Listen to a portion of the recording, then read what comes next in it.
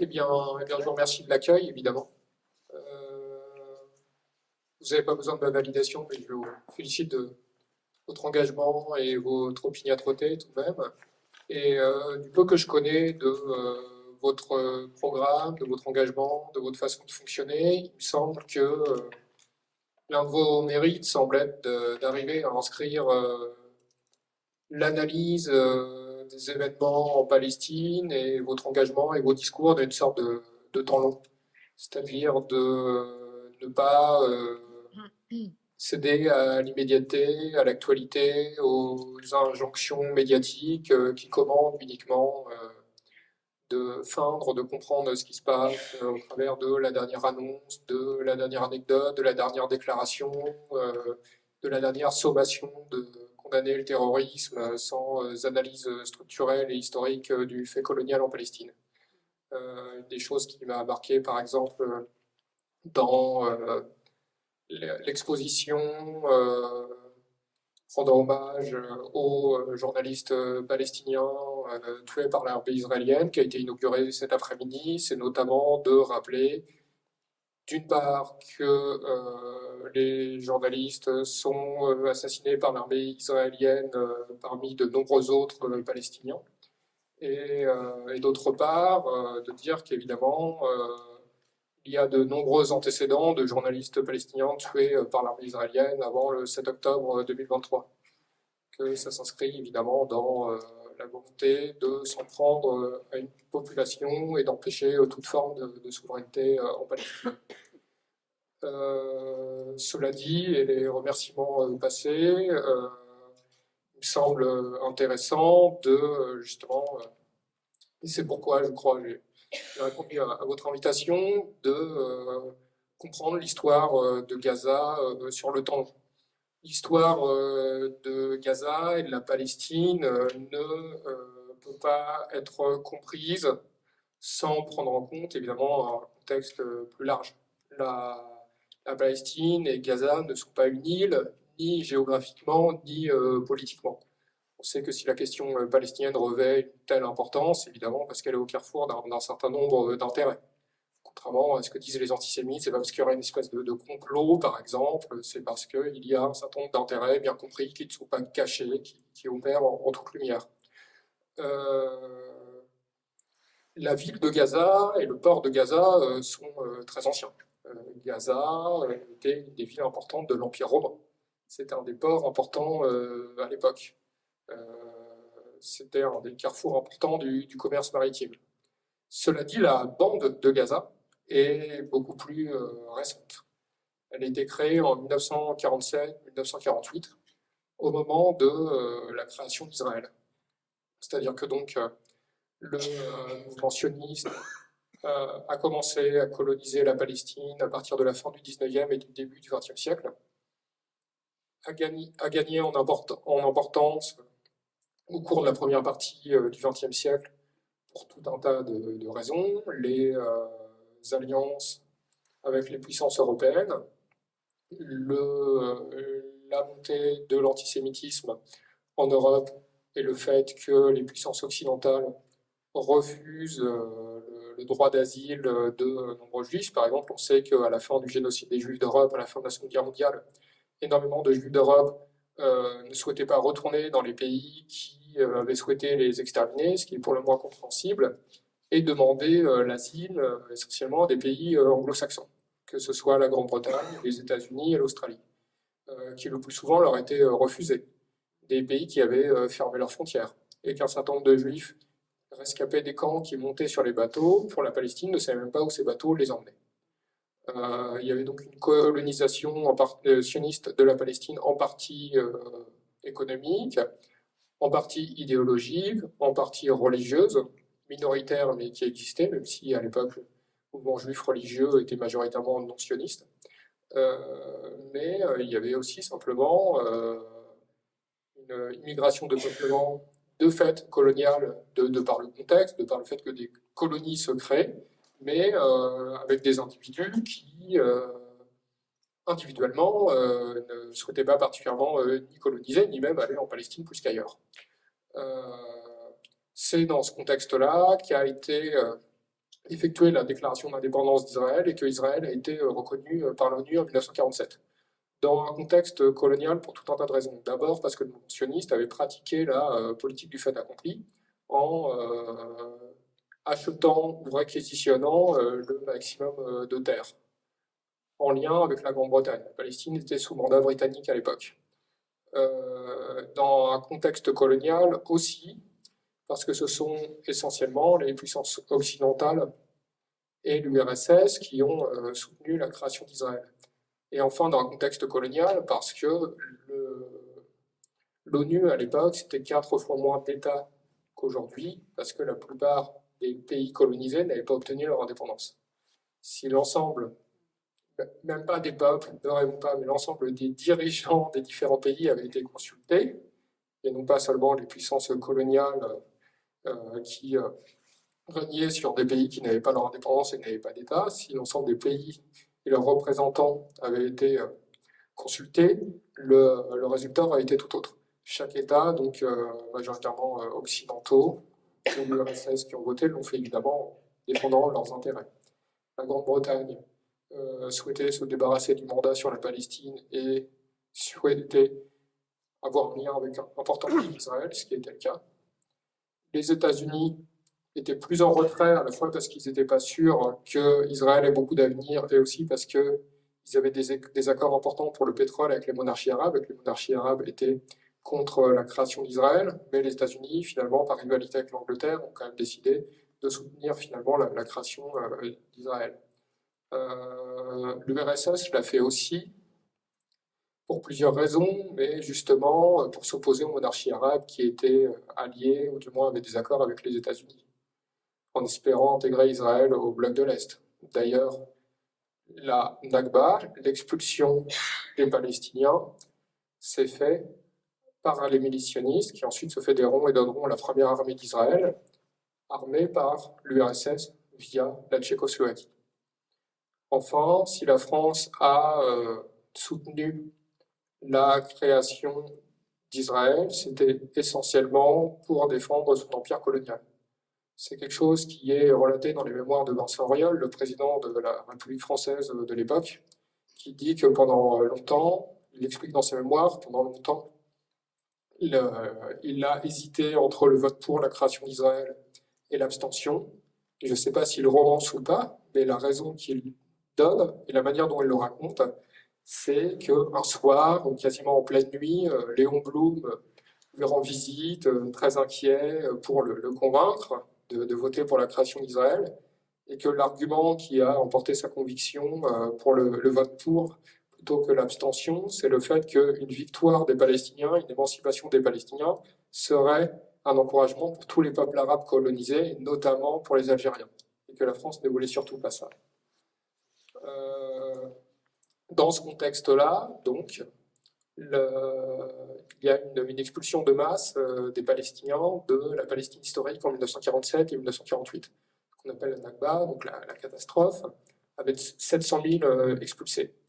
Un certain nombre d'entre eux seront expulsés dans d'autres territoires palestiniens et en Cisjordanie, notamment ceux du nord de la Palestine historique. D'autres seront expulsés dans les pays limitrophes, soit la Syrie, le Liban, la Jordanie. Et un certain nombre d'entre eux seront expulsés à Gaza, essentiellement ceux du sud de la bande de Gaza. Je pense qu'on ne comprend rien à la situation actuelle de la Palestine, et notamment de Gaza, sans comprendre qu'il s'agit d'une population parquée dans un endroit, toujours considérée comme réfugiée après plusieurs générations, toujours dans des camps de réfugiés, et dans un endroit absolument encerclé, où toute forme de souveraineté a été empêchée. C'est réellement la clé de compréhension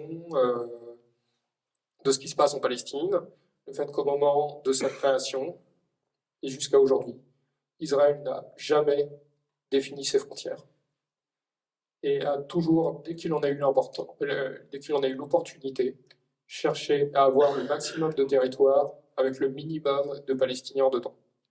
C'est, il me semble, la clé de compréhension la plus importante pour saisir ce qui se passe en Palestine Et je pense qu'il faut focaliser là-dessus, plutôt sur la question de la réalité du terrain, des guerres de territoire, plutôt que de se laisser trimballer par un certain nombre d'effets d'annonce. Je parle assez peu, par exemple, de processus de paix ou de conflits israélo-palestiniens. Je, je, je pense que ça a été extrêmement utilisé par les États occidentaux, par exemple, de dire non, mais on continue à armer Israël et on ne sanctionne pas Israël, mais vous en faites pas, il y a un processus de paix, on essaye de relancer les négociations, etc. Je pense que c'est une manière de faire perdurer la situation en disant on arme Israël, mais vous en faites pas, on a Netanyahou au téléphone, on lui a dit que ce serait bien quand même de peut-être commencer à peut-être envisager de un jour renégocier pour éventuellement qu'à terme, je ne sais quoi. Je pense qu'il faut voir évidemment de manière concrète ce qui se passe et chercher à comprendre une réalité du terrain plutôt que percevoir la Palestine par en haut. Aussi, la question, il, il y a des luttes à soutenir, il y a un occupant à sanctionner, par exemple par les campagnes de boycott des investissements sanctions à l'égard d'Israël et de ses complices, plutôt que des institutions à mettre en place. Il y a eu tout un discours autour du processus de paix, à partir du début des années 90, des accords d'Oslo, qui consistaient essentiellement à dire il faut qu'un État palestinien soit reconnu, il faut que des institutions soient mises en place, sans prendre en compte la réalité du terrain. L'autorité palestinienne mise en place, issue des accords d'Oslo, est issue donc d'un accord après la fin de la première intifada, où l'Organisation de libération de la Palestine, dirigée par Arafat, était en situation de faiblesse, pour plusieurs raisons. Ils avaient été défaits d'abord en Jordanie, puis au Liban. La première intifada avait été durement réprimée. Israël avait volontairement attendu, laissé pourrir la situation, laissé le mouvement s'essouffler, pour qu'Israël négocie en position de force. Et ce qui a été négocié, ça a été la reconnaissance d'Israël par l'OLP et le fait qu'Israël ne reconnaisse pas la Palestine, mais reconnaisse l'OLP et la possibilité de mettre en place une autorité palestinienne. Il y a une sorte de storytelling disant que le processus de paix a été empêché par les extrêmes des deux bords, l'extrême droite israélienne d'un côté, le Hamas, le djihad islamique, voire le FPLP de l'autre côté, et que donc ce processus de paix n'a pas pu aboutir. Avant même son assassinat par l'extrême droite israélienne, dans les années 90, Yitzhak Rabin rassure le Parlement israélien en disant ils mettront en place des institutions, on y a intérêt, ils mettront en place une police qui travaillera en coopération avec l'armée israélienne, ce qui est toujours le cas, et ils appelleront ça un État s'ils le souhaitent. J'en parle pour dire parce que on a souvent en France une manière de parler de la Palestine sous le prisme de la reconnaissance d'un État quasiment indépendamment de ce qui se passe en Palestine. En Cisjordanie, ces dernières semaines, quelque chose dont on parle encore moins que ce qui se passe à Gaza, il y a une colonisation qui s'intensifie, il y a des agressions extrêmement violentes des habitants, des paysans et des habitants des camps de réfugiés par les colons, par l'armée et aussi par les services de sécurité de l'autorité palestinienne. Dans les camps de réfugiés du nord de la Cisjordanie, notamment à Jénine, il y a un siège imposé par les flics de l'autorité palestinienne. Il y a eu 15 morts palestiniens tués par les flics de l'autorité palestinienne, majoritairement des civils, et parce que l'autorité palestinienne est un ensemble d'institutions et de polices financées par l'Union européenne essentiellement, qui opèrent en lien parfois et à d'autres moments en concurrence avec Israël pour maintenir la sécurité telle qu'elle est définie par l'autorité palestinienne et par les institutions internationales, notamment l'Union européenne, dont elle dépend en termes de financement. C'est pour ça que donc, quand j'interviens, je cherche essentiellement à faire l'histoire de la façon dont le territoire palestinien a été occupé, colonisé, segmenté, détruit de façon différente selon les époques, et dont évidemment, comme souvent, dans un contexte d'oppression, se créent des formes de lutte. Je disais donc la bande de Gaza, donc, qui a été créée en 1947-1948, et alors que la ville de Gaza existait de longue date. Donc c'est une bande de terre de une trentaine de kilomètres sur une dizaine, avec au sud la frontière avec l'Égypte et le désert du Sinaï, à l'ouest la mer, à l'est le désert du Negev et au nord Israël. C'est quelque chose qu'il faut qu'on se représente tout de même, ce que ça signifie grandir dans une bande de terre où on ne peut pas se déplacer en voiture pendant plus de 30 minutes. Avec la mer d'un côté, des barbelés de l'autre, une frontière fortifiée au sud. Ça crée évidemment un rapport à l'espace et un rapport au temps qui est extrêmement différent. De 1947 à 1967, la bande de Gaza a été administrée par l'Égypte, alors que la Cisjordanie l'était par la Jordanie. C'est dans ce contexte-là d'administration de Gaza par l'Égypte que se sont développés les mouvements de lutte palestiniens et l'idée de libérer la Palestine. Dans une dialectique relativement paradoxale à l'endroit du pouvoir égyptien, puisque c'est à Gaza qu'avait été construite une résidence du gouverneur et qu'a été mise en place un conseil législatif palestinien. Ce conseil législatif palestinien n'avait de conseil législatif que le nom, dans la mesure où il n'écrivait pas la loi qui s'appliquait à Gaza jusqu'en 1967 était la loi égyptienne. La loi appliquée aujourd'hui est essentiellement une loi d'inspiration égyptienne aussi, d'ailleurs, même si elle est appliquée par un pouvoir palestinien. Et le conseil législatif n'avait que 10 membres élus. Les autres étaient soit des hauts fonctionnaires égyptiens, soit des Palestiniens nommés par l'Égypte. Aussi, il avait 40 membres, ce qui est pour le moins suspect, parce qu'évidemment, si on veut faire un conseil législatif qui vote vraiment, on choisit un enfant père. Ce qui montrait évidemment que ce n'était pas essentiellement la question.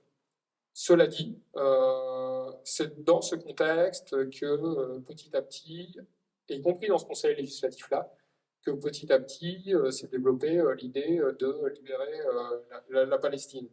C'était une idée relativement exotique à l'époque, dans les années 50-60, dans la mesure où on parlait essentiellement de nations arabes.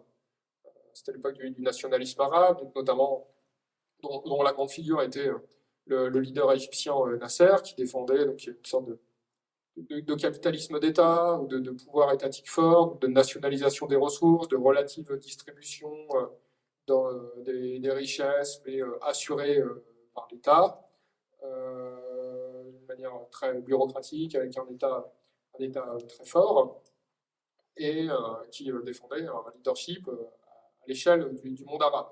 Il n'y avait donc pas, dans ce contexte-là, ou vraiment de manière extrêmement marginale, de nationalisme palestinien ou d'indépendantisme palestinien. Ça s'est fait petit à petit, notamment au fur et à mesure de l'oppression des Palestiniens. L'oppression des Palestiniens était évidemment une manière de gérer la population palestinienne qui était soit enfermée, soit expulsée par Israël, mais elle était aussi constitue aussi une attaque contre les autres pays arabes. Donc, le premier massacre commis à Gaza par Israël, c'est en 1956, et c'est essentiellement une attaque contre l'Égypte. C'est au moment où Nasser, en 1956, nationalise le canal de Suez, qu'il est attaqué notamment par la France et par la Grande-Bretagne, et que donc, la France et la Grande-Bretagne mettent une pression à Israël pour qu'eux aussi participent à cette attaque contre l'Égypte. Et c'est à ce moment-là que Israël attaque Gaza, qui est administré par l'Égypte. C'est le premier massacre qui fait 300 morts, commis par Israël à Gaza. C'est des choses qui ont été assez peu connues jusqu'il y a une dizaine d'années, qui a notamment été popularisée par la bande dessinée de Joe Sacco. Peu après sera créé le Fatah au Koweït par Yasser Arafat qui a fait ses études en Égypte d'ailleurs.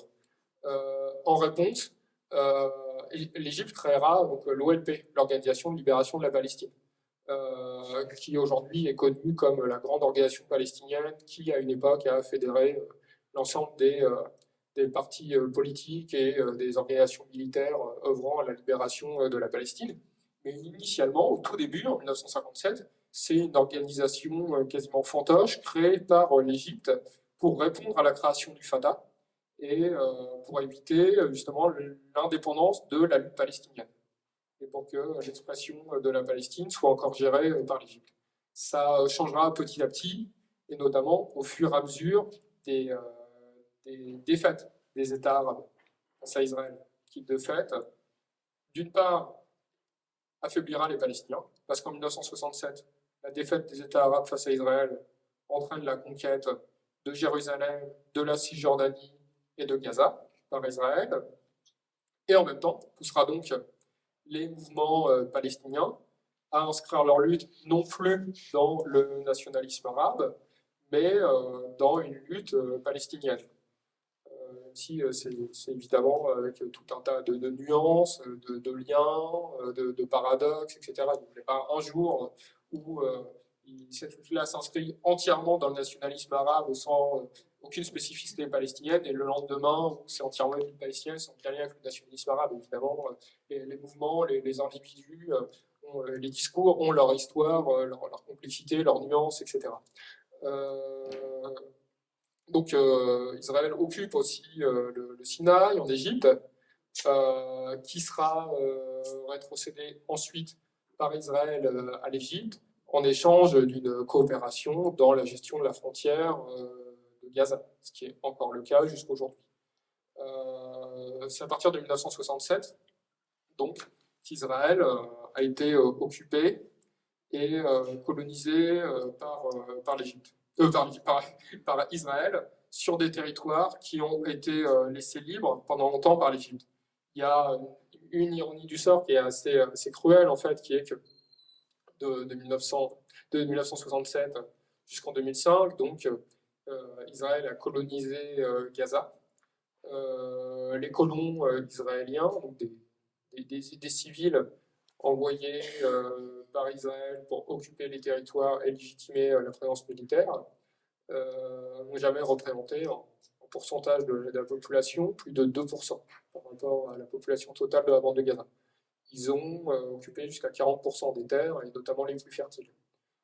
L'ironie du sort, c'est que de 1947 à 1967, quand l'Égypte a administré la bande de Gaza, elle a interdit aux Palestiniens de construire en dur sur leur territoire, avec l'idée de pouvoir négocier vis-à-vis d'Israël et des États occidentaux la possibilité du retour des réfugiés palestiniens. Un certain nombre de terres ont donc été laissées libres, et c'est sur ces terres que les colonies israéliennes ont ensuite été implantées à partir de 1967. Cette nouvelle situation donc de territoire palestinien où vivent les Palestiniens colonisés, occupés militairement, et l'affaiblissement des États arabes, qui s'est accru ensuite, avec notamment les défaites militaires en 1970 et 1973, a poussé le mouvement palestinien à devenir indépendant. L'OLP est donc devenu petit à petit une force regroupant l'ensemble des mouvements palestiniens civils et militaires, comme je disais, à partir de 1967. Le Fatah a créé et développé une grande armée où, par exemple, s'est créé le Front populaire de libération de la Palestine, le FPLP, le principal mouvement de la gauche palestinienne, qui est issu essentiellement au début du mouvement nationaliste arabe. Donc le mouvement nassérien qui, dans sa branche palestinienne, petit à petit, s'est relativement autonomisé et est devenu un mouvement donc, de la gauche radicale, cherchant à articuler question de lutte pour l'indépendance de la Palestine, de lutte de classe, d'émancipation des femmes notamment. avec une référence au nationalisme arabe restant, mais relativement à la marge. L'indépendance de la Palestine étant désormais première par rapport à la question du nationalisme arabe. La lutte pour l'indépendance de la Palestine se fait dans le cadre d'une référence au nationalisme arabe. La lutte palestinienne est première dans la, la charte et la politique surtout défendue par le FPLP. La, les, les attaques palestiniennes contre Israël ont été assez importantes dans les années 70, notamment au milieu des années 70, en même temps que se développait l'islam politique dans différents endroits. La présence des frères musulmans, qui donnera ensuite le Hamas, mais le Hamas n'existait pas dans les années 70, fut dans un premier temps relativement toléré par Israël. On entend parfois dans les moments de solidarité des discours parfois relativement caricaturaux disant le Hamas a été créé par Israël, etc. C'est dans les faits beaucoup plus compliqué que ça. Ce qu'on peut dire, c'est que le Hamas, donc créé à la fin des années 80, j'y reviendrai, l'a été par une partie, puis la totalité des frères musulmans, et que les frères musulmans existaient de longue date, mais d'une importance plus ou moins grande à Gaza.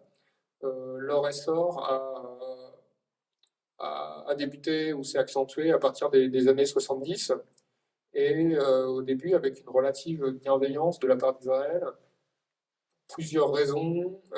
Au début, le discours du chef des frères musulmans, donc Ahmed Yassine, Cheikh Yassine, tenait en une seule phrase. Il consistait à dire que c'est par manque de piété que les Palestiniens ne s'étaient pas libérés, parce que s'ils étaient des musulmans parfaits, Dieu les aurait secourus. Ce discours existait aussi, par exemple, au Vietnam, de la part de certains leaders du bouddhisme du temps de l'occupation française. Et dans les deux cas, tant à Gaza qu'au Vietnam, évidemment, la force occupante n'a absolument rien contre ce discours, contre des leaders religieux n'incitant pas à se révolter, voire appelant à se dissocier ou prendre ses distances vis-à-vis des mouvements de lutte contre l'occupation, et disant qu'il faut plutôt se tourner vers la piété, la morale individuelle et la prière. Une autre raison, c'est que les frères musulmans, à ce moment-là, notamment pour tisser leur réseau, créer un ensemble, développer un ensemble de lieux, à la fois évidemment un réseau de mosquées, aussi un ensemble d'écoles et un ensemble de lieux associatifs menant des opérations de charité, de distribution alimentaire, etc. C'était toujours ça de moins à faire pour Israël en tant que puissance occupante qui avait tout de même l'obligation de maintenir les Palestiniens en vie et de permettre que les services et les biens nécessaires à leur survie leur soient prodigués.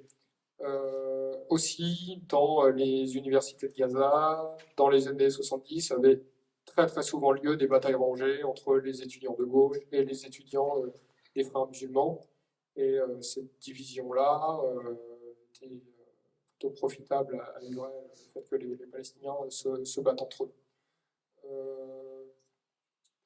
Petit à petit, au sein des frères musulmans, un certain nombre de débats ont tout de même eu lieu, justement, sur l'opportunité de créer un mouvement de l'islam politique, de lutte contre Israël.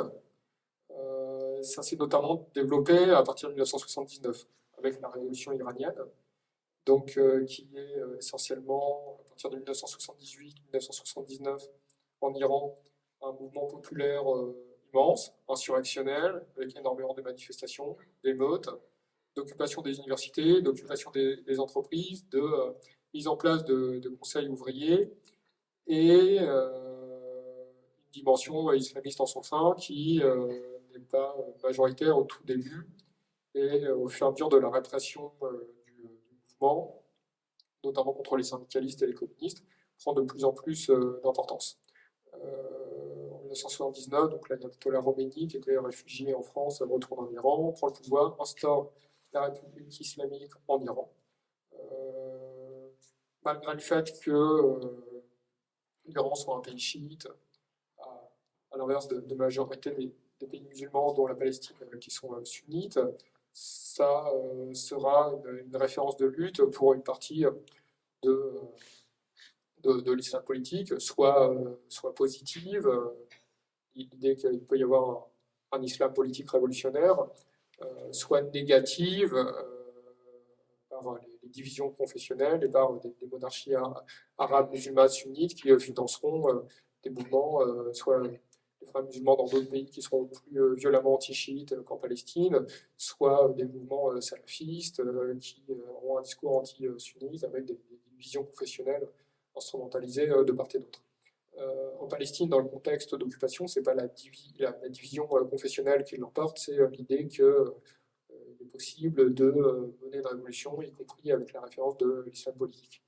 Une partie des membres des frères musulmans, notamment ceux qui sont jeunes à l'époque, dont certains ont étudié en Égypte, cherchent à insister au sein des frères musulmans pour que les frères musulmans entrent dans la lutte active et armée contre Israël dès 1979. Ils n'obtiennent pas gain de cause au début, mais il y a une scission qui s'opère. Et c'est de là que se crée le djihad islamique, dont le nom entier est le mouvement du djihad islamique palestinien, qui existe encore aujourd'hui, qui est, semble-t-il, la deuxième force politique palestinienne derrière le Hamas, et qui est un mouvement assez particulier au sein de l'islam politique.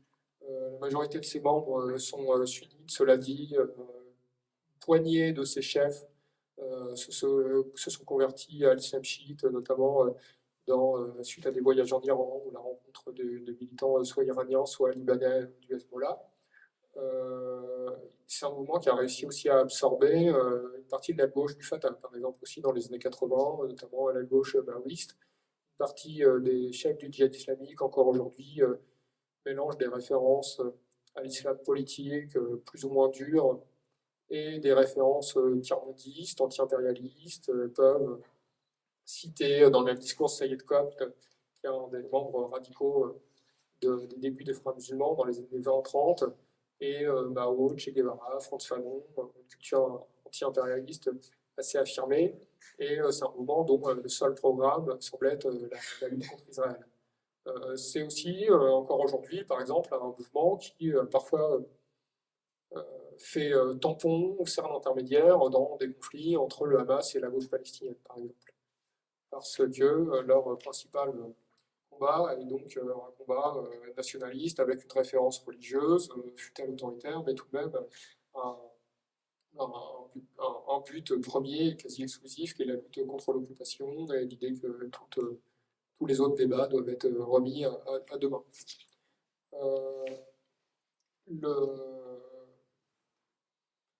Le Hamas, lui, sera fondé en 1987, à la fin de l'année 87, au début de ce qu'on appelle la première intifada. Donc intifada qui veut dire soulèvement en arabe. La première intifada commence à Jabalia, donc au nord de la bande de Gaza, suite à une collusion entre un camion israélien et une voiture palestinienne qui fait plusieurs morts et petit à petit enfle la rumeur qu'il ne s'agirait pas d'un accident, mais d'un assassinat, d'une représaille à l'attaque de colons israéliens qui avaient été poignardés les jours précédents. Évidemment, c'est un épiphénomène dans le contexte d'une occupation. Et si cette rumeur enfle, si les jours suivants, il y a des manifs de masse, d'abord des étudiants, puis des émeutes, des affrontements, suite à l'enterrement des Palestiniens morts suite à la collusion, si cela enfle, si ensuite des grèves de masse, etc., c'est parce que la situation à Gaza est devenue de plus en plus difficile. Il y a de plus en plus des bouclages de la bande de Gaza. Il est de plus en plus difficile pour les Palestiniens d'obtenir des autorisations d'aller travailler en Israël. Il y a une pauvreté qui augmente dans la bande de Gaza. Il y a une situation qui devient de plus en plus insupportable. La surpopulation s'est accentuée. Il y a de plus en plus de pénuries. Et donc se développe la première intifada et se renforcent petit à petit les bouclages de la bande de Gaza. À partir de 1967, Israël avait considéré tout de même la bande de Gaza comme un endroit à coloniser, un endroit dont dont il fallait prendre les terres. Même Israël avait pendant une époque, au milieu des années 70, administré lui-même le port de Gaza, qui est un port commercial important. Le maire de Gaza, à un moment, avait été déposé de son pouvoir parce que Israël voulait gérer directement la bande de Gaza. Euh, Israël, dans les années 70, avait tenté d'endiguer la lutte palestinienne en disant que si on permettait à certains d'entre eux d'obtenir un salaire plus élevé que les salaires en Palestine, en devenant ouvriers journaliers en Israël, peut-être que ça permettrait de faire refluer la lutte. Puisque la lutte continuait, petit à petit, Israël s'est remis à boucler la bande de Gaza, a mis en place des permis de travail de plus en plus difficiles à obtenir, et, euh, et ça a continué petit à petit jusqu'au blocus total dont on est témoin encore aujourd'hui. Donc c'est dans ce contexte-là que se crée le Hamas, parce que ce débat qui avait, comme je l'ai dit, commencé à germer à partir des années 70 devient plus intense que jamais dans le contexte de l'intifada, et les notables des frères musulmans se font fréquemment chasser des enterrements au début de la première intifada. Parce qu'il semble insupportable à une partie de la population que des notables viennent se montrer à des enterrements de jeunes qui se sont fait tuer par l'armée israélienne, si ces mêmes notables appartiennent à un mouvement qui n'encourage pas la lutte, qui même ne la soutient pas. C'est donc à ce moment-là qu'est créé le Hamas, dont l'acronyme signifie Mouvement de la résistance islamique. Le Hamas, à ce moment-là, est essentiellement financé par des riches hommes d'affaires des pays du Golfe, notamment l'Arabie Saoudite et les Émirats Arabes Unis. Jusqu'au début des années 90 aussi, on constate que Israël laisse se tenir des réunions du Hamas alors qu'il réprime férocement l'OLP, très probablement pour favoriser cette division et cette opposition.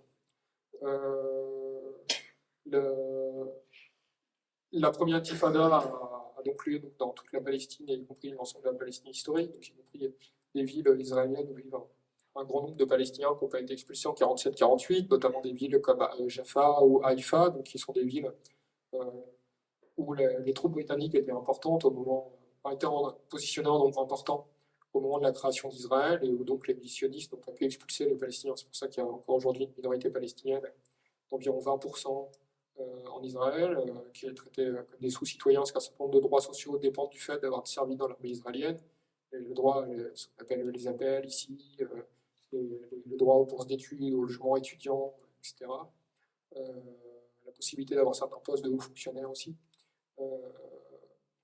Donc, y compris ce qui sont appelés les Arabes israéliens, parce qu'Israël refuse de prononcer le mot palestinien, qui sont des Palestiniens qui ont la citoyenneté israélienne et qui vivent dans des villes israéliennes. Ces Palestiniens d'Israël, eux aussi se mettent en grève, participent à des grandes manifestations dans leur ville. En Cisjordanie, il y a aussi des grèves, des manifestations très importantes.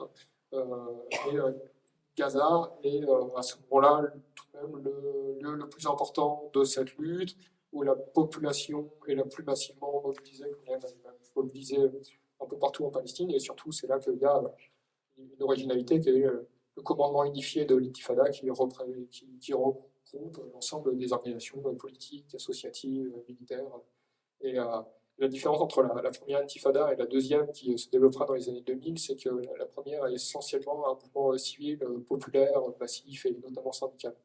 La deuxième sera beaucoup plus caractérisée par des opérations armées et des émeutes plus spontanées par les jeunes, mais avec beaucoup moins d'organisations syndicales ou associatives, par exemple. Donc je disais, les accords d'Oslo sont conclus plusieurs années après, où Israël réprime la lutte, attend qu'elle s'essouffle au fur et à mesure des emprisonnements, des blessés et des morts par centaines dans les répressions des manifs. Et donc Arafat se retrouve à donc, devoir signer les accords d'Oslo.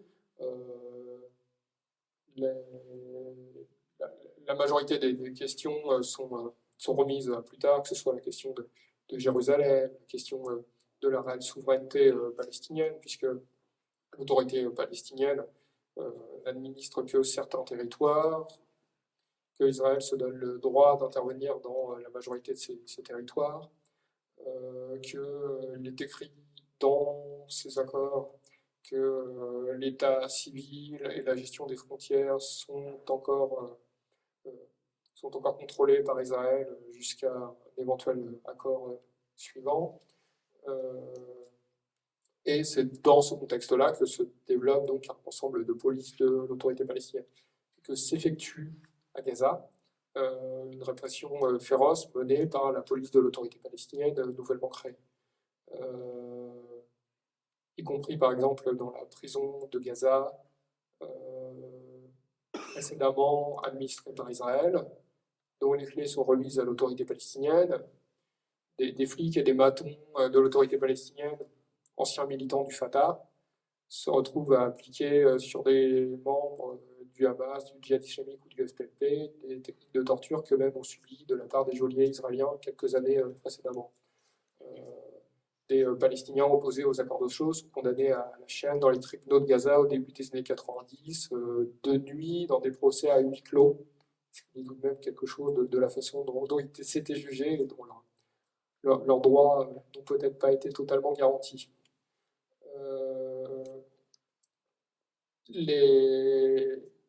L'extrême droite en Israël donc considéra tout de même que ces accords d'Oslo c'est déjà trop, et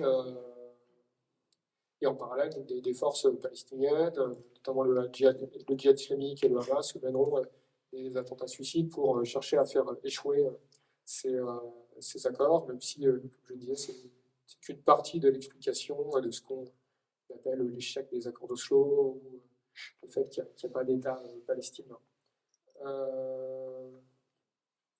Le blocus de Gaza donc, sera accentué, et les bouclages totaux de plus en plus fréquents jusqu'en 2006, avec ce qu'on appelle le début du blocus de Gaza. C'est généralement la date qui est reconnue comme début du blocus de Gaza. Là, si j'insistais justement sur le fait que ça a été un processus, c'est quelque chose qui s'est fait quand même progressivement, il n'y avait pas une liberté de circulation juste avant. Le prétexte au blocus de Gaza, c'est donc la victoire du Hamas aux élections législatives. Là aussi, c'est quelque chose qu'il faut mettre dans un contexte. D'abord, Israël, peu à peu, avait renoncé au fait d'administrer directement Gaza. Ils avaient cessé de gérer directement la mairie, le port. Ils avaient, en 2005, retiré les colonies pour coloniser plus intensément la Cisjordanie. Et pour petit à petit gérer Gaza de manière exclusivement militaire, essentiellement de l'extérieur. Il y a quelque chose qu'on a beaucoup entendu de la part des Israéliens suite au 7 octobre, qui était de dire, mais vous dites que, parce que certains disaient que le 7 octobre était un acte de résistance, soit certains disaient que c'est un crime de guerre, parce que des civils ont été ciblés, pour 2/3 des morts israéliens qui étaient des morts civiles. Cela précisé, on préfère dire crime de guerre que dire terrorisme, parce que terrorisme, ça n'explique rien, ça isole l'événement d'un contexte. Dire crime de guerre, c'est de dire qu'il y avait une guerre, qu'il y avait une occupation, et que pour autant, il y a une dimension criminelle dans le fait d'avoir, dans le lot pour 2/3 des morts, ciblé des civils. Mais l'événement ne doit pas être dissocié d'un contexte. Et quand on dit nous condamnons le terrorisme, nous faisons comme si les gens avaient tué pour tuer et qu'il n'y avait aucune explication.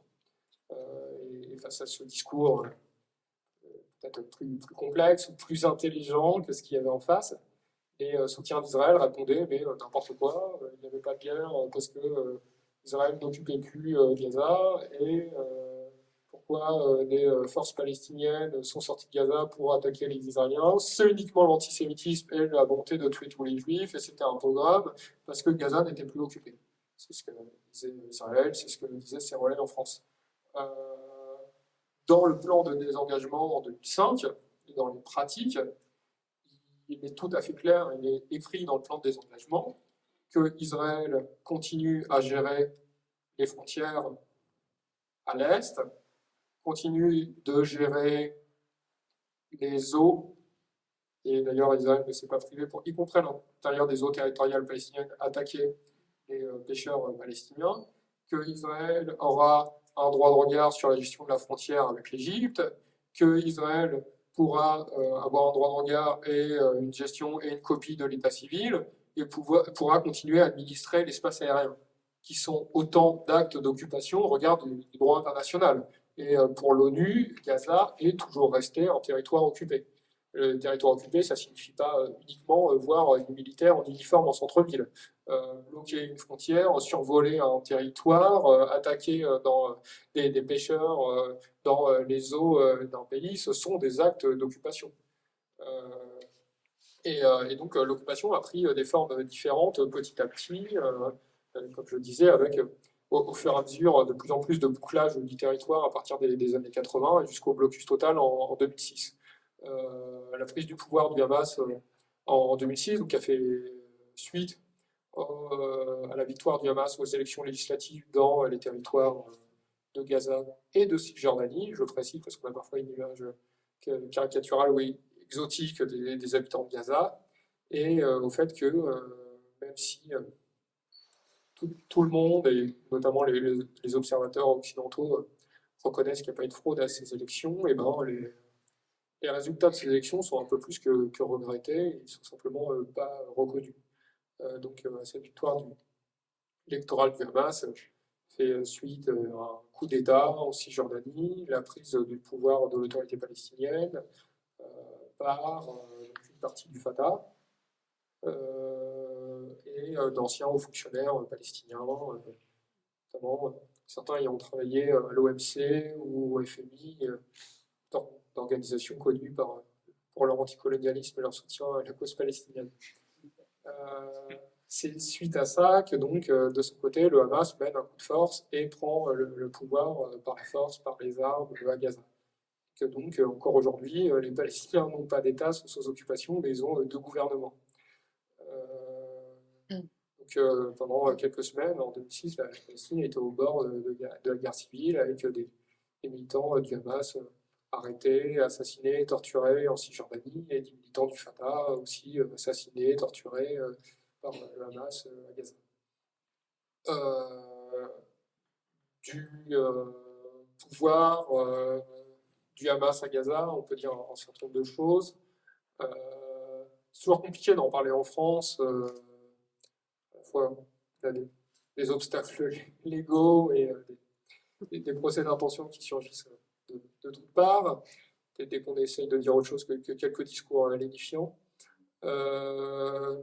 Et aussi parce qu'il y a toujours un certain nombre de caricatures. Quoi vous dire, c'est ni le groupe Manouchian ni les talibans.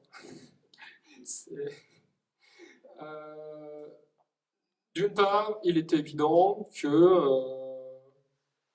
le Hamas à Gaza a une politique très conservatrice, voire réactionnaire dans un certain nombre de domaines, quand bien même, encore une fois, il ne faut pas caricaturer. Par exemple, c'est Israël qui, ces dernières années, a détruit les universités et pas le Hamas. Les journalistes sont assassinés par Israël et pas par le Hamas. Pour autant, ces 20 dernières années, par exemple, sauf exception, sauf résistance des professeurs et des directeurs de département, la tendance a été plutôt d'interdire la mixité dans l'éducation, aussi de dissocier les programmes selon qu'on était un gars ou une fille. Le Hamas avait par exemple fait fermer le département des beaux-arts de l'université. Quand un cinéma avait été détruit par Israël, le Hamas a reconstruit un cinéma ne projetant plus que des films religieux ou des films de propagande. Dans le sillage des printemps arabes, il y a 15 ans, des jeunes palestiniens s'étaient révoltés tant à Gaza qu'en Cisjordanie, où ils dénonçaient à la fois l'occupation israélienne, la corruption des institutions internationales autant que de la bourgeoisie palestinienne et la division des partis politiques palestiniens. Ces jeunes-là avaient été arrêtés et torturés à la fois par la police de l'autorité palestinienne en Cisjordanie et par la police du Hamas à Gaza. Et Ce qui était assez ironique, c'est que sous la torture, on souhaitait leur faire avouer en Cisjordanie qu'ils étaient payés par le Hamas, et à Gaza, le Hamas cherchait à leur extorquer des aveux sous la torture, qu'ils étaient payés par l'autorité palestinienne pour œuvrer contre le Hamas.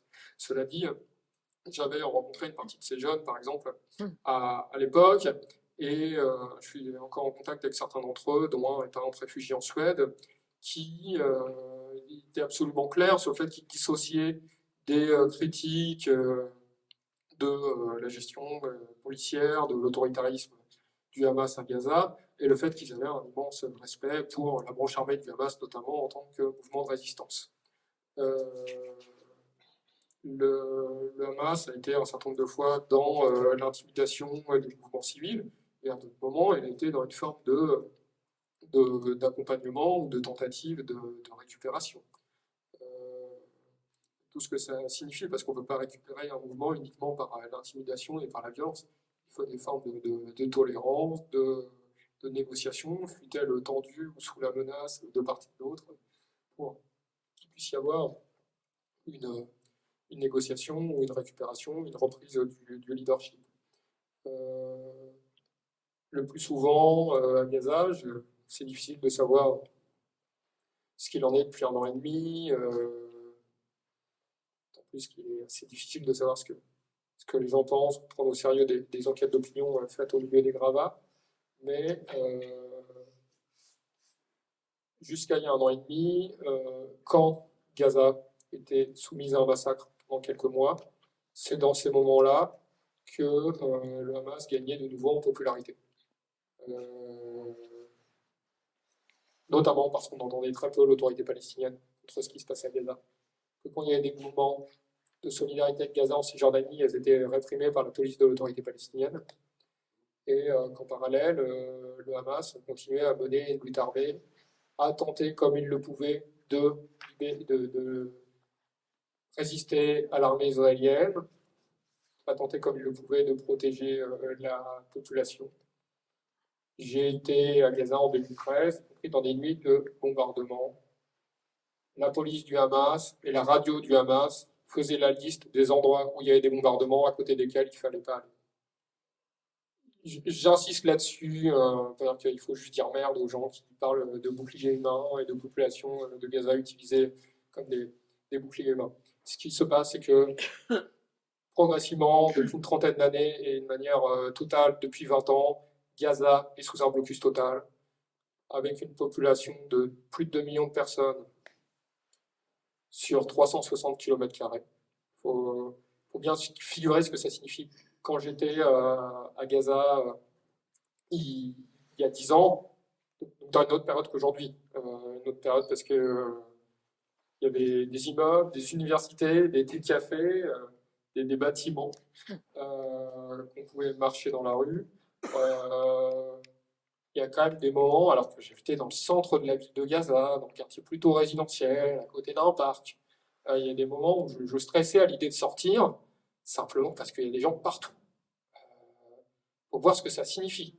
Et qu'il y a aussi des pénuries de tout. Donc c'était des choses qui étaient plus pénibles qu'insupportables, comme l'est aujourd'hui la vie à Gaza.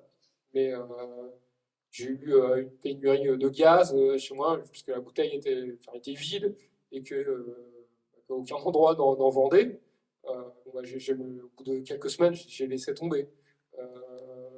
Si je souhaitais consulter mes mails, alors que j'avais une coupure d'électricité chez moi, ça pouvait être le projet d'une journée. Parce que du fait de la surpopulation, il y a toujours une attente, à peu près partout. Donc il y avait une attente devant le cybercafé. Au moment où ça pouvait être mon tour, et il n'y avait plus d'électricité finalement.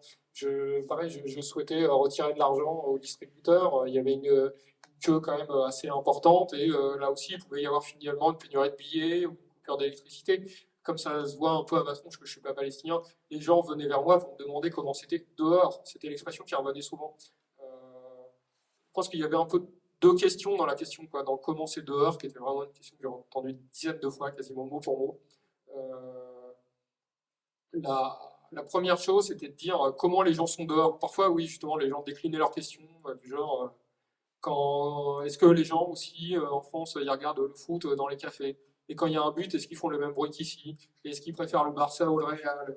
Et, mais c'était souvent des questions du genre, mais en gros, tu nous trouves comment? Est-ce que les gens sont à peu près pareils chez toi, quoi? Et avec quasiment une peur d'être devenus des extraterrestres, enfin, d'être isolés du reste du monde. Et la deuxième question sur comment c'est dehors, c'était aussi est-ce que les gens pensent à nous, comment ça se passe, qu'est-ce que des gens ont à en dire, avec aussi parfois une sorte de demande qui m'était faite d'en témoigner, quoi. Donc il reste peut-être quelque chose dans le fait que je viens ici, par exemple. Euh, et, euh, et donc, en fait, ce qui m'apparaît, c'est que Israël a eu différentes manières de gérer la bande de Gaza selon les époques. Je te dis, ça a été d'abord l'endroit où expulser les Palestiniens, avec l'idée de conquérir des territoires et d'expulser les Palestiniens le plus loin possible. Donc, il y a des moments, ça a été Gaza. Il y a eu l'idée à des moments de chercher à annexer Gaza. D'autres moments, ça a été Gaza, dont, enfin, l'endroit qu'on coupe du reste de la Palestine et qu'on enferme. L'endroit aussi qu'on empêche d'avoir toute forme d'indépendance, de souveraineté. Ce qui est quand même assez marquant, je pense, c'est que au minimum ces 20 dernières années, il n'y a pas eu de différence de nature, mais seulement des différences de degré dans la façon dont Israël s'est comporté vis-à-vis de Gaza. C'est-à-dire qu'il y a une sorte de discours médiatique qui, avec des expressions un peu toutes faites, genre reprise des hostilités, rupture de la trêve, fin de la trêve, etc. Rupture du cessez-le-feu, qui souvent font comme si tout allait bien 24 heures avant. On peut aussi renverser la perspective et se dire qu'il y a une variation d'intensité en période dite de trêve, dite de paix. Les hôpitaux ne seront pas bombardés, on leur coupe juste l'électricité au milieu des opérations, par exemple. J'avais lu des certain nombre d'articles sur le nombre de morts liés aux coupures d'électricité dans les hôpitaux. Je pense que c'est pas besoin d'être médecin pour savoir ce que ça signifie, la coupure d'électricité pour des gens qui sont sous assistance respiratoire ou pour des bébés en couveuse, par exemple. On a un certain nombre à avoir lu des articles sur ces chirurgiens qui terminaient les opérations à vif, éclairés seulement de la lumière de leur téléphone portable. Et en période donc, de guerre, Israël va méthodiquement, plus par le siège et par l'orchestration des pénuries, mais par les bombardements et par les assassinats qui sont à la fois ciblés parce qu'ils sont faits. Ils sont faits. Je veux bien un truc à boire. Ouais. Peut-être mon corps qui me rappelle qu'il faut que je conclue. Et donc des assassinats qui sont à la fois ciblés puisque faits par des snipers, enfin un certain nombre de médecins ont été abattus de balles dans la tête. Des enquêtes scientifiques, balistiques disent que les enfants ont été ciblés en tant que tels par des snipers, par milliers. Et donc c'est à la fois ciblé et indiscriminé. Peut-être qu'on peut le dire de manière juridique, dans la mesure où il n'y a pas de différence qui sont faites entre combattants et civils. Ce à quoi on a assisté depuis 1 an et demi, c'est donc la destruction méthodique de la bande de Gaza, de l'ensemble de ses infrastructures, de ses hôpitaux, de ses écoles, de ses universités, de ses bibliothèques, de ses cafés, de ses logements, de ses terres agricoles aussi, et la concentration des Palestiniens sur un territoire encore plus petit. Je parlais de 2,5 millions d'habitants sur 360 km². On a été à Rafah et à Ragnones, à plus d'1 million sur quelques kilomètres carrés. Aussi, il y a eu des ordres d'évacuation assez fréquents ces derniers mois et qui ont souvent servi d'argument à Israël pour dire, mais regardez, nous protégeons les Palestiniens. Un certain nombre de juristes considèrent que ce que Israël utilise médiatiquement comme des arguments pour se défendre pourraient être en fait des arguments tout à fait incriminants. Quand on dit, on leur a demandé, pour ne pas se faire tuer, d'aller ailleurs, fait, on est en train d'avouer un crime. De deux manières. Tout d'abord, il est absolument illégal de déplacer de manière forcée des populations en tant que puissance occupante. Et d'autre part, qu'est-ce que ça signifie de dire on leur a demandé de ne pas être là pour ne pas les tuer? Bon, on peut déjà faire remarquer que même un certain nombre se sont fait tuer quand même sur les routes, se faisaient tirer dessus, ou alors se faisaient bombarder dans les camps de réfugiés ou dans les hôpitaux. Cela dit, on peut aussi et on doit faire remarquer que dire ça, ça signifie qu'Israël a décidé qu'il y avait des zones d'extermination. Que si les gens ne voulaient pas ou simplement ne pouvaient pas physiquement ou ne faisaient pas confiance, etc., et restaient à des endroits, notamment dans le nord de la bande de Gaza, et ben, ce qui se passait, c'est qu'Israël soit les tuait médiatiquement, soit organisait la famine, comme ça a été dans le nord de la bande de Gaza.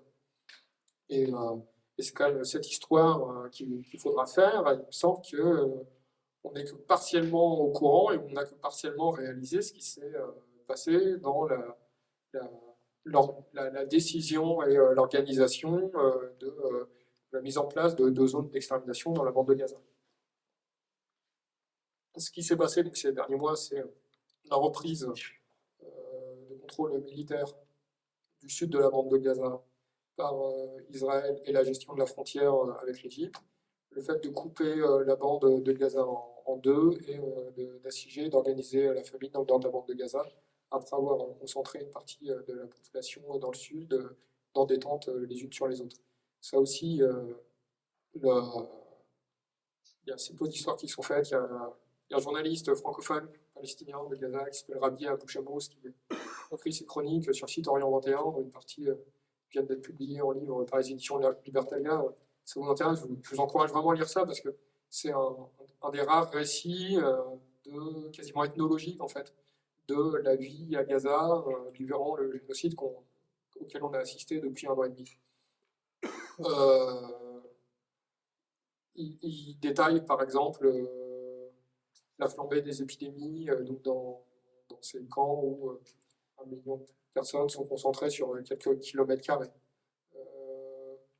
Il parle de l'ensemble des événements de la vie quotidienne qui sont perturbés par le fait que les prix sont multipliés par 10 ou par 20. Il parle des problèmes d'hygiène, du sentiment de honte que vivent la majorité des Palestiniens quand ils n'ont plus de sous-vêtements, quand ils n'ont plus qu'un pantalon, quand ils n'ont plus de chaussures, quand ils n'ont plus de produits d'hygiène. Il détaille ce que signifie l'évolution des rapports entre hommes et femmes ou entre adultes et enfants quand il n'y a plus de maison, qu'il n'y a plus de différence entre l'intérieur et l'extérieur, quand il n'y a plus d'organisation civile, tout simplement, quand il n'y a plus de d'éducation. Il note quasiment au jour le jour l'évolution des comportements, du rapport à la violence, la concurrence, une simple concurrence qui existe toujours entre individus dans toute société. On a tous des moments de concurrence les uns avec les autres, je sais pas, en amitié, en amour, en prestige, en reconnaissance artistique, et comment ça peut se transformer en pugilat ou en lynchage quand ça devient une question de survie et d'accès à la nourriture par des gens qui sont absolument exténués, humiliés, sans plus aucune perspective et sans aucune stabilité. Je pense aussi qu'il faut se rappeler que très souvent, là, si le cessez-le-feu advient, on se rend compte des dégâts à la fois matériels mais aussi psychologiques après la destruction. C'est quelque chose qu'on a remarqué quand même souvent après les guerres, dans la mesure où d'abord on gère l'urgence, on se demande si on sera encore vivant dans les heures qui suivent, on enterre les personnes les unes après les autres, on passe sa journée à chercher de la nourriture pour soi et pour ses enfants, etc. On enterre les personnes les unes après les autres. Et ensuite, quand ça s'arrête, on est perdu, on ne sait pas quoi faire. Je ne sais pas à quoi Gaza ressemblera quand même dans les prochaines semaines. Je suis assez peu optimiste. Il semblerait qu'il y ait tout de même un retrait partiel et progressif d'Israël de certaines zones. Pour l'instant, ils sont censés continuer dans la première phase à administrer la frontière avec l'Égypte, mais pas à moyen terme, semble-t-il.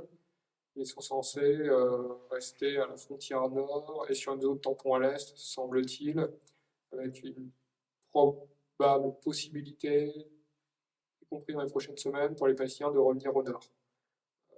Tout ça est assez hypothétique.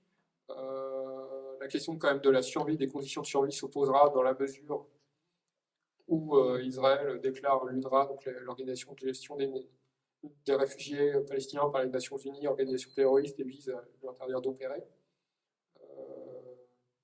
Je ne sais pas s'il sera de la survie à court terme, encore moins ce qui sera des possibilités de reconstruction à moyen terme.